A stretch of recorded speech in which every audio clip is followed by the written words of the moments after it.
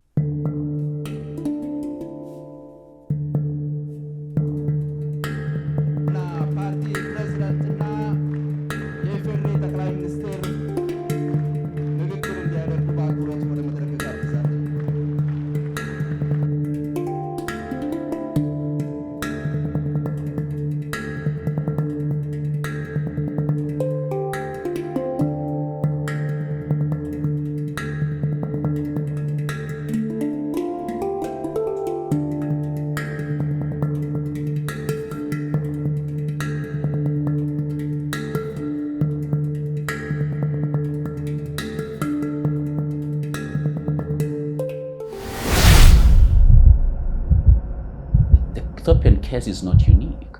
I think if you look around Africa, when the wind of change blew across the continent in the late 80s and especially the beginning of the early 90s, we saw what happened. Kenya itself was embroiled in conflict.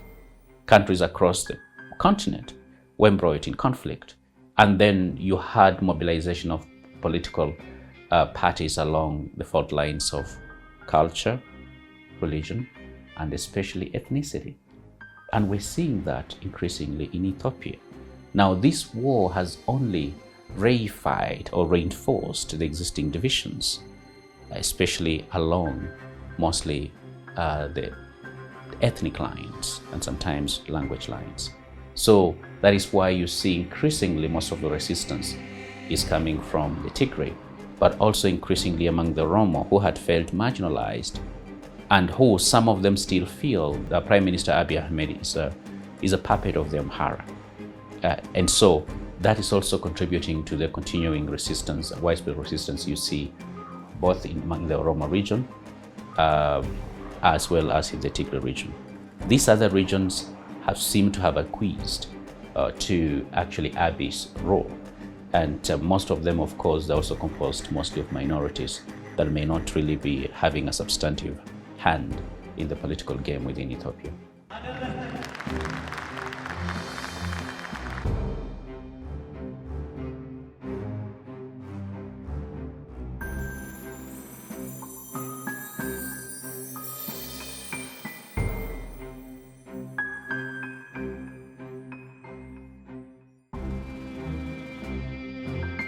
ኢትዮጵያ ሰላም ከሁሉ ነገር ስለሚልቅ ትናንት ከጦርነት ስለወጣን ሁሉም ጉልበተኛ ነኝ ባይ ኃይል ተረጋግቶ ወደ ሰላም፣ ወደ ንግግር፣ ወደ ማረፍና ወደ መልማት እንዲሸጋገር ከዚያ ውጭ ያለው አማራጭ ሁሉ ለኢትዮጵያም ለኢትዮጵያውያን የማይበጅ መሆኑን ተገንዝበን ለሰላም፣ ለልማት፣ ለዲሞክራሲ በጋራ እንድንቆም አደራ ማለት እፈልጋለሁ።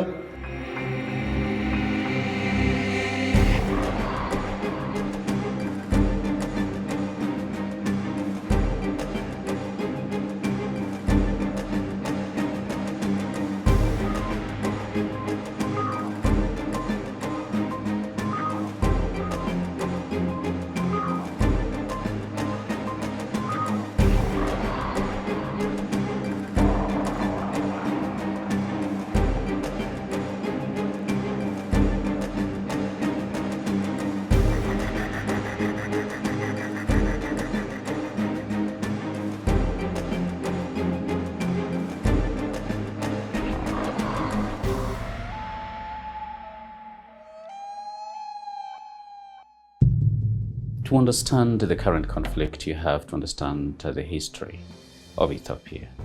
And the history of Ethiopia has been characterized by what I call the northern aristocracy. Mostly, the country has been ruled and dominated by the Amhara and the Tigray groups. And for much of the last 30 years, the Tigray and the TPLF literally dominated Ethiopia's politics and economics, as well as security. Now, the assumption to power by Abiy Ahmed in 2018 led to a number of changes, because in part it was a response to the increasing protests that were going on in Ethiopia following, of course, the demise of former Prime Minister Meles Zenawi. And so Abiy Ahmed comes in and starts implementing rapid reforms, both internally in terms of releasing political prisoners, but also externally with neighbors, like the rapprochement that we saw Abiy Ahmed conduct with Eritrea, that led to pretty much the end of the 20-year stalemate, which in part contributed to his winning of the Nobel Peace Prize, in part because he was seen as perhaps the new Mandela.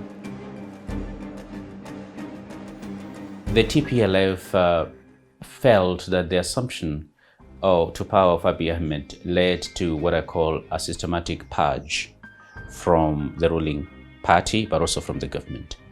And of course, this was evidenced by Ethiopia's, purge internally, removing the, Tigray officers who, from Addis Ababa, from the military, removing them from UN missions in the region, pulling them out from Somalia, some of them who were in AMISOM. And so this purge was seen as being targeted against them, in part because mostly it was targeting, people of, or rather military personnel and political leaders of the Tigray ethnicity. So that is one. Number two, they thought that the reforms were meant generally to undermine them and to ensure perhaps they may never be able to assume power, politically in Ethiopia. And so that also made them to try and push back against the reforms that they thought were hasty. And a lot of them were also not even, supportive of actually the peace deal with Eritrea, because they thought it was some kind of a betrayal.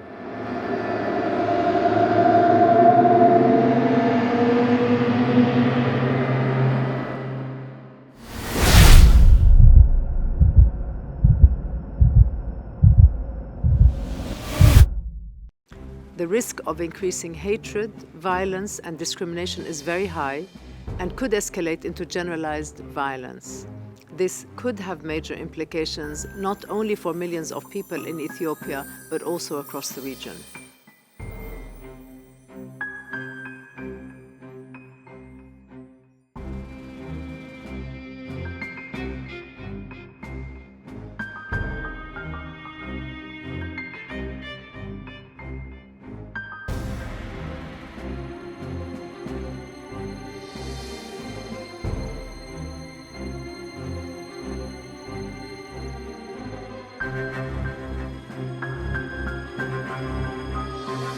It's a little bit of power struggle, but also to address the problems that had never been addressed in the entire Ethiopian history. Much of Africa, of colonial Africa, for example, post-colonial Africa, have had to contend with the problems of state formation. And the problems of state formation are many African states, for instance, were composed of nations that were hurriedly put together and forced into coexistence as a nation state. And so after independence, you found nations who were trying to become states. And they've gone through it. In the process, there've been wars, there've been conflict. Sometimes there's even been case of state collapse. Sometimes there've been cases of states breaking apart, such as, the case of Sudan and South Sudan, because of that anomaly that was actually done in 1884-1885 Berlin West Conference, that forced people who would otherwise have been separate to be together, and separate people who would otherwise have been together in different countries. So that created a problem.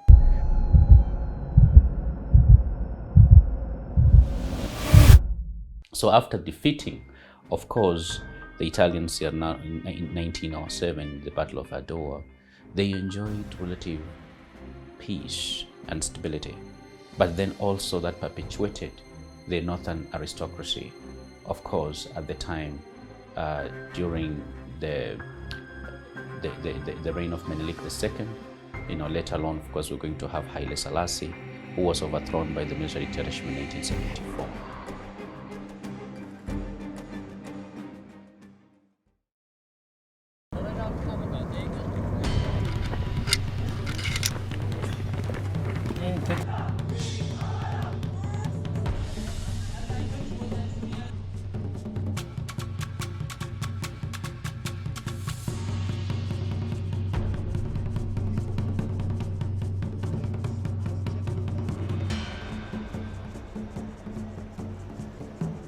Good number of or ethnicities, in terms of, like, for instance, the Oromo, who are the majority, have never really had power, and so Abiy's assumption to power was actually kind of an anomaly. And so you're having someone who's coming technically from a minority, even though he's half Amhara, but because his father is, of course, is Oromo, he's generally recognized as being Oromo, assuming power in an environment where generally his people have been serfs, have been pretty much the kind of a little bit of a lower class when it comes to the political architecture of Ethiopia in much of the last 200 years. And so that also tends to create tensions, because anytime there is a new entry into politics, it creates a disruption. And that disruption, of course, is going to cause fissures, and things are going to start falling apart before they come back together.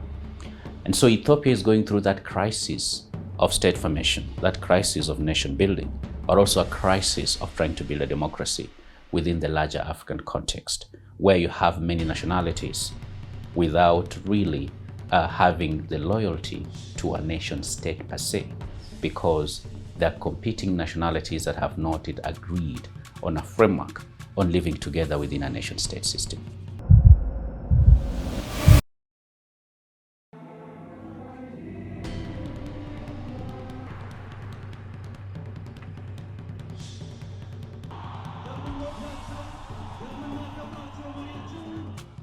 Democracy in Ethiopia, for much, honestly, over the last 3 decades and even before that, has been a mirage. This state has been essentially a police state. And so the move perhaps to undertake certain political reforms opened a can of worms. So that move to democracy exposed not only the contradictions, but the tensions that had been simmering for years.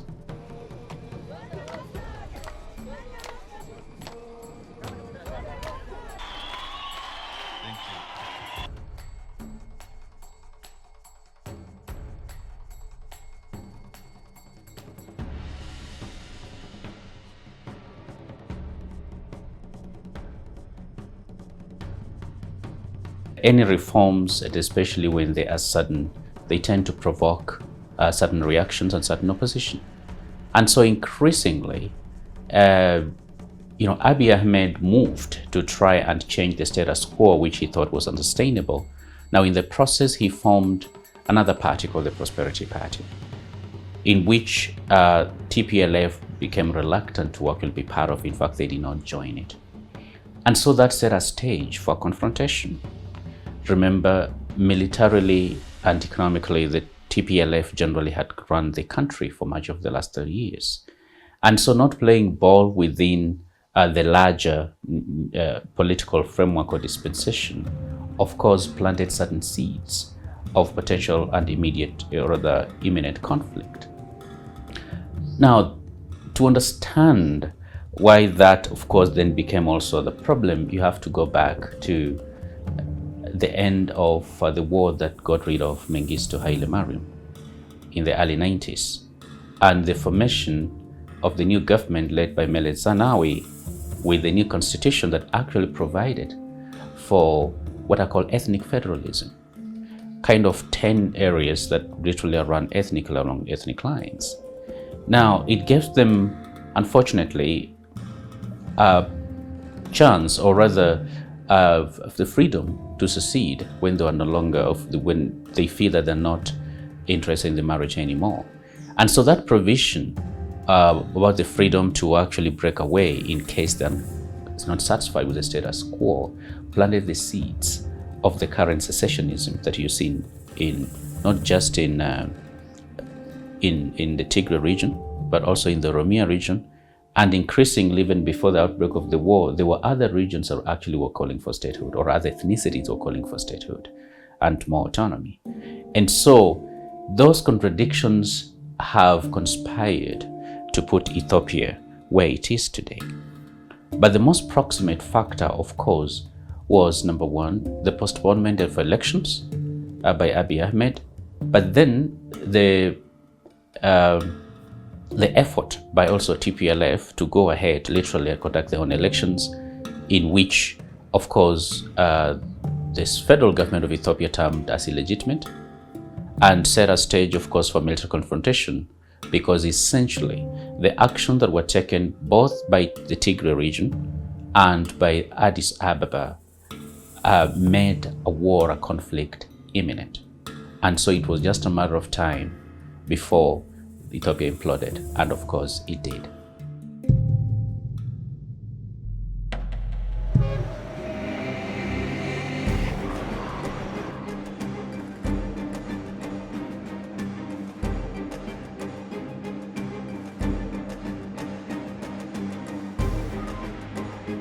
Centralized system, tends to give so much power to the center, a lot of times at the expense of the periphery, and a lot of demands in Ethiopia and outside Ethiopia, especially within Africa, for instance, devolution in a country such as Kenya actually speaks to the fear of centralization of government in ways that may deny resources to the regions and to those other ethnic, political confederations. And so the fear that they're going to go back to a system which, in their judgment, oppressed them, I think it's also kind of provoking their resistance. And especially when you don't have numbers, you can only be guaranteed representation sometimes when there's something actually created for you, as opposed to hoping that out of 115 million people, the 6 or 7 million of you are actually ever going to rule the country. And so generally, in multi-ethnic, multinational societies that are divided, there is always a push towards federalization as opposed to centralization, because it tends to guarantee minorities more sway as well as more say.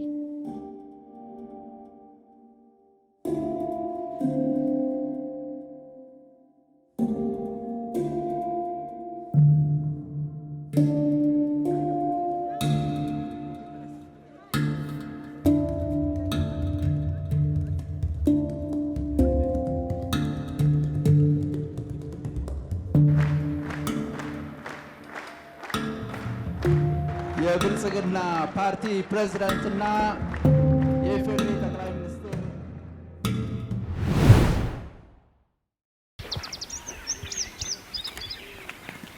ታምራይ ወግጅ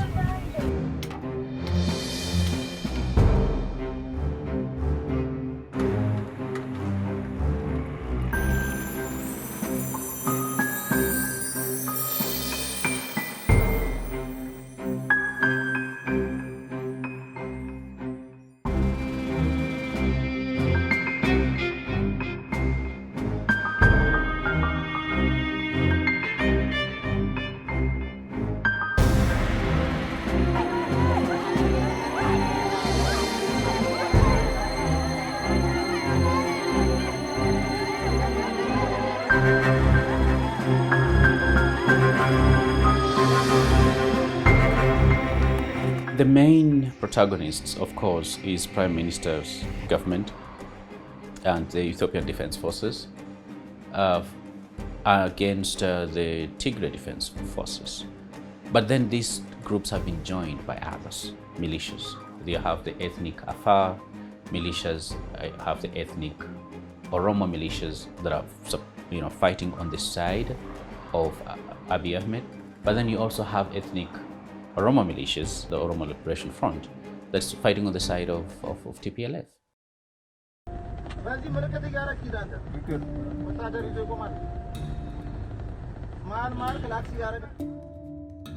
In wars and in conflict, especially the hot conflict and that involves armed conflict, numbers alone don't win wars. Technology, arms, and expertise tend to win wars. TPLF, until very recently, for much of the last 30 years, controlled almost 70% of all the terms of higher leadership of the Ethiopian military, of heavy weaponry, of the intelligence. Remember, the largest pretty much base in terms of heavy weaponry was actually based in Tigray region in Mekele. And so they enjoyed an overwhelming advantage. For years, of course, wars against Eritrea were launched from that region.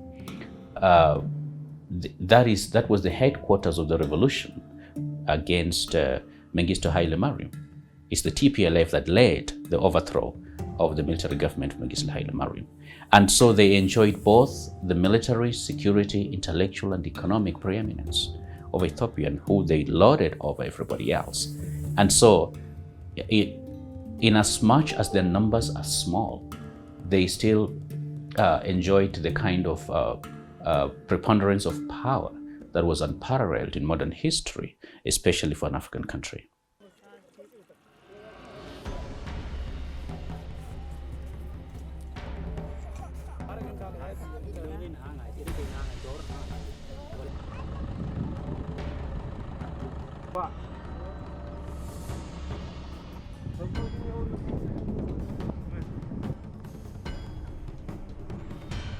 አንደኛው ጉባኤያችን ወሳኝ የልማት፣ የዲሞክራሲ፣ የእኩልነት፣ የሰላም አቅጣጫዎች የሚወሰኑበት ጉባኤ እንደሆነ ተስፋ አደርጋለሁ።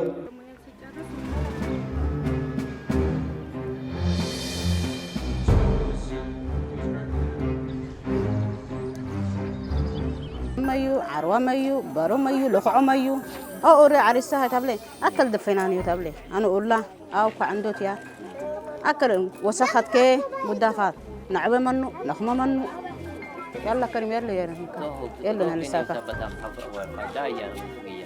أنا هاي سيني يا أبتيني كي فرنا أنت يلا لسه أرحانو You can see it with your own eyes. We were evicted from our home and are eating biscuits. There are pregnant women among us. There are mothers who gave birth on the road. There isn't even a rug to sleep on here. The TPLF evicted us. They are living inside our homes. They are looting our belongings and burning the rest of our houses.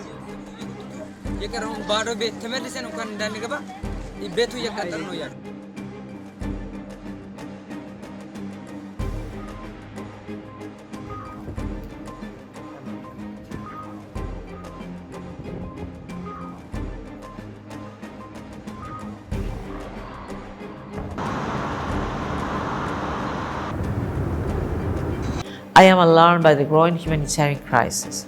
Hostilities and insecurity continue to block the delivery of humanitarian supplies into Tigray by the Semera-Abala-Mekele road, which has not been accessible since 15 December last year. It is a hellhole. It is really a situation that should not be allowed. And especially in environments that has limited access. You're having essentially, hundreds of thousands and millions of people on the brink of starvation without access to medical help of any kind in a situation of war. And we understand that this region, is also normally faces occasional famines and stuff like that, so I don't think it's a very good place right now. And it is something that if it's not reversed, after the fact, when all is said and done, I think whatever is going to come from the ground, there may be numbers of tens of thousands, not hundreds of thousands of people who might have died, not because of any bullet that was fired, but because they just never had access to either medication or to food. And it is a dire situation that I think as a region, And as a continent, we need to move with speed to help the parties come to some kind of a settlement.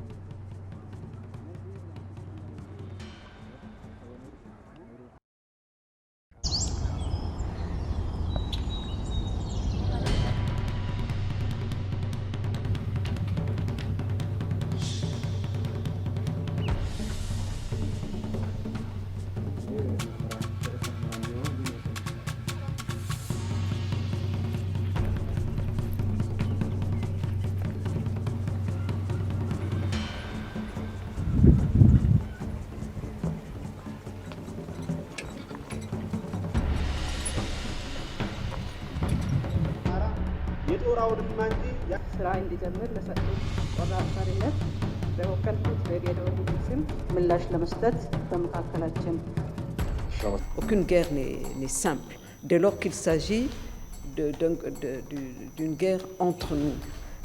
Il n'y a pas d'occupation extérieure ou d'agression extérieure. Donc c'est un épisode douloureux. Mais un génocide doit être déterminé. Il y a des critères hélas, qu'il faut voir, remplir, je ne dirais pas remplir, mais donc nous n'avons pas tout cela.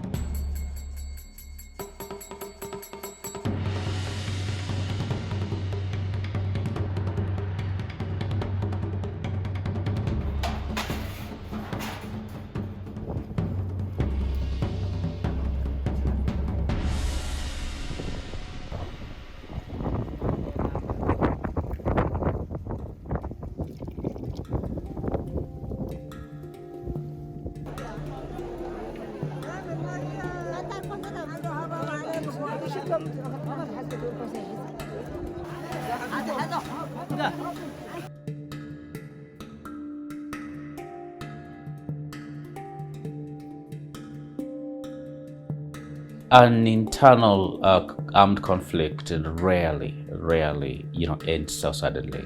It tends to stop in phases. Even ceasefire tends to be implemented in phases.